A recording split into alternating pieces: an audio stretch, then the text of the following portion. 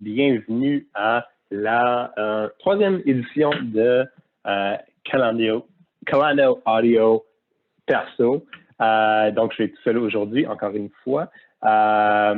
Et puis, aujourd'hui, ben, écoute, j'ai décidé de vous parler un peu de, comment dire, comment devenir meilleur en marketing. Fait que la raison pourquoi j'ai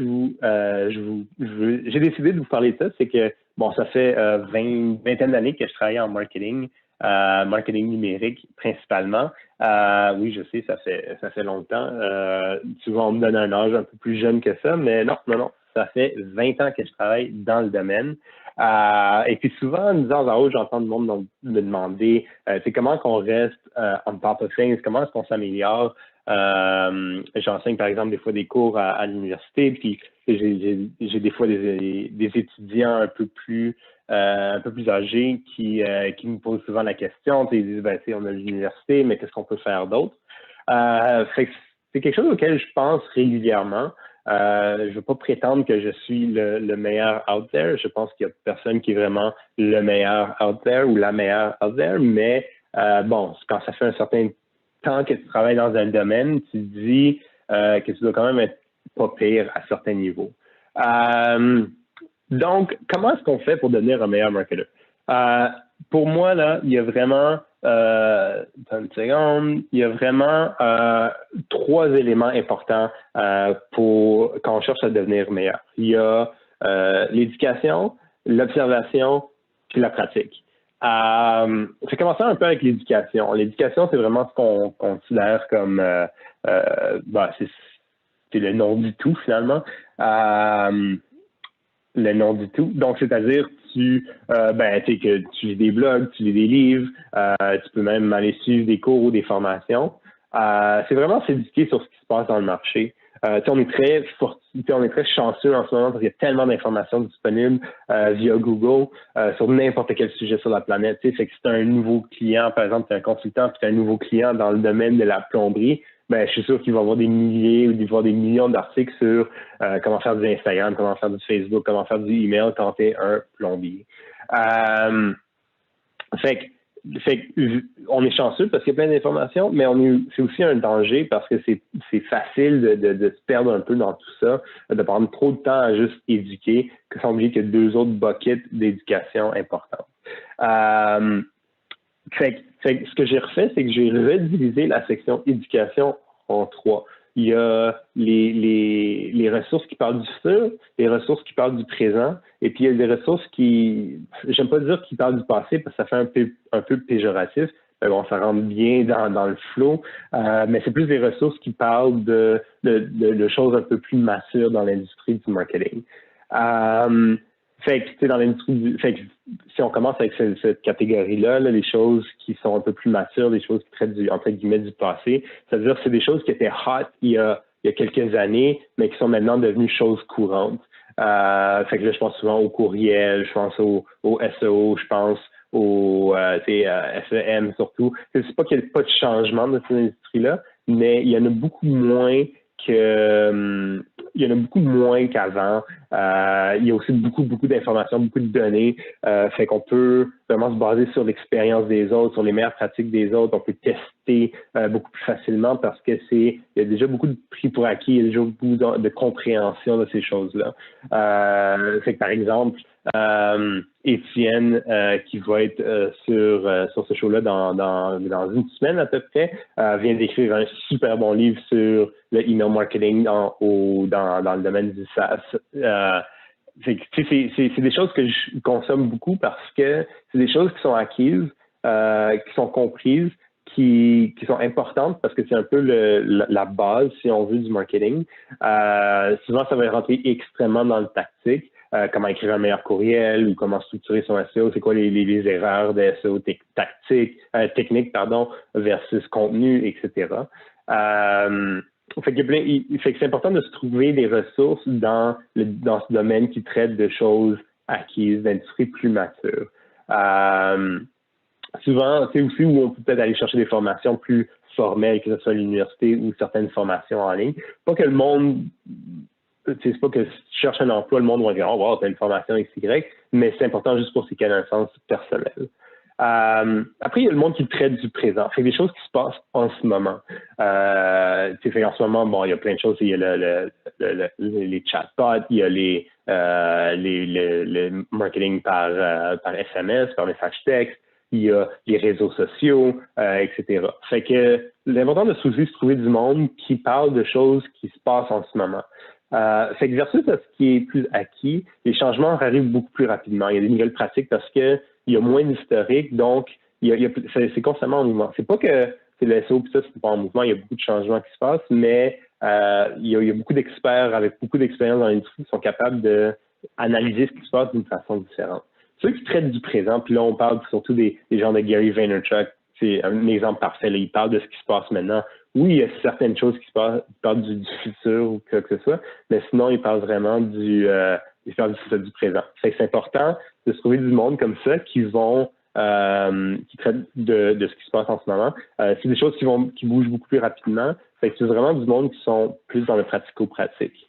Puis finalement, le dernier bucket, c'est ce qui se passe dans le futur. Fait que il y a beaucoup de monde qui se disent experts de ce qui va se passer dans le futur, mais la réalité, c'est que c'est souvent des opinions. Fait que c'est important que tu trouves quelqu'un du monde qui ont vraiment une valeur, qui ont vraiment besoin de comprendre le futur. Fait que là, moi, ce que j'ai souvent fait, c'est que je suis des blogs de VC, de Venture Capitalists, parce que eux, en fait, leur job, finalement, la façon dont ils sont payés, c'est de trouver des tendances et puis d'investir de l'argent. Fait qu'ultimement, ils veulent avoir un bon retour. Fait que leur job, c'est vraiment d'essayer de prédire ce qui se passe à l'avenir. Fait que bon, là, on parle surtout des Fred Wilson, c'est un très bon exemple. Il ne parle pas juste de marketing, évidemment, mais il parle beaucoup de technologie, fait que, évidemment, la technologie, c'est un peu le présent et l'avenir. Fait que c'est un des premiers qui parlait de Bitcoin, etc. Fait que comment tout ça va impacter le marketing, etc. C'est des bonnes ressources. Je pense aussi à des Seth Godin de ce monde. Eux, bon, évidemment, moins dans le technique, plus dans le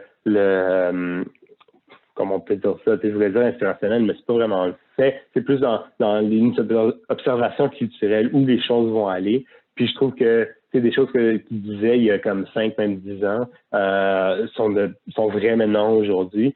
Fait que c'est définitivement quelqu'un qui traite du futur aussi. Fait que c'est dans le domaine d'éducation, trouve du monde qui parle du futur, du présent, puis du passé, de l'acquis, des industries plus matures. Après, il y a l'observation.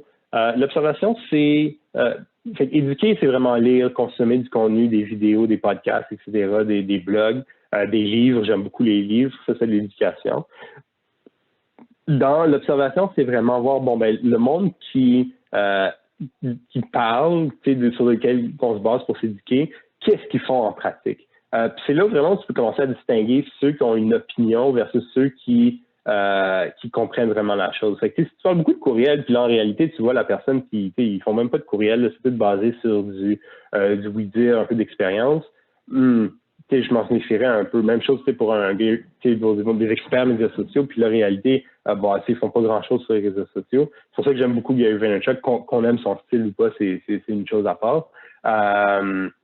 Mais c'est important après de vraiment observer ce que le monde fait, de vraiment s'asseoir sur son téléphone, sur son ordi. Ce que j'aimais beaucoup dans le livre à Étienne, par exemple, qui parle de courriel, c'est s'abonner à plein de types de courriels différents pour voir qu'est-ce qui se passe, c'est quoi les meilleures pratiques, où vont les choses un peu dans l'industrie. Même chose avec Gary, tu abonnes-toi à tout ce qu'il poste en ligne, sur Instagram, sur Twitter, sur Facebook, sur YouTube, son podcast, etc.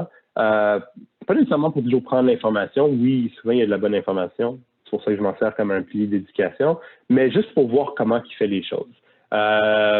Et puis, puis aussi, comme ceux qui parlent du futur, c'est comme qu'est-ce qu'on peut faire. Mais c'est vraiment rentrer un peu plus dans le pratique, s'abonner à des newsletters, comme je disais, s'abonner à des fils, des comptes médias sociaux de monde qui sont un peu leaders dans l'industrie pour voir comment ils font les choses. Moins éduqué, plus observé. Et puis finalement, le troisième bucket que je mentionnais, c'est la pratique. Ça, je pense que c'est quelque chose qu'il y a beaucoup de marketeurs, malheureusement, qui ne font pas parce qu'ils travaillent dans une job et ils disent ma job, c'est de faire du SEO. Fait que c'est tout ce que je veux faire. ou son cordeau marketing, ils attendent, ils prennent ils font ce qu'on leur demande de faire. C'est correct, c'est pas que c'est pas mauvais ça, mais il faut à un moment donné aussi rentrer dans la pratique. Il faut un genre de, entre guillemets, ce qu'on appelle les side hustles. Je trouve que c'est extrêmement important parce que c'est une chose d'étudier, c'est une chose d'observer, mais tu passes à un prochain niveau quand tu exécutes. Puis l'exécution, tu n'es pas obligé d'attendre que tu aies un client ou que tu aies un boss qui te dise OK, go, fais ça. Tu peux le faire toi-même. Juste même l'exemple de ces vidéos live, j'ai pas de client qui veut faire de la vidéo live ou quoi que ce soit.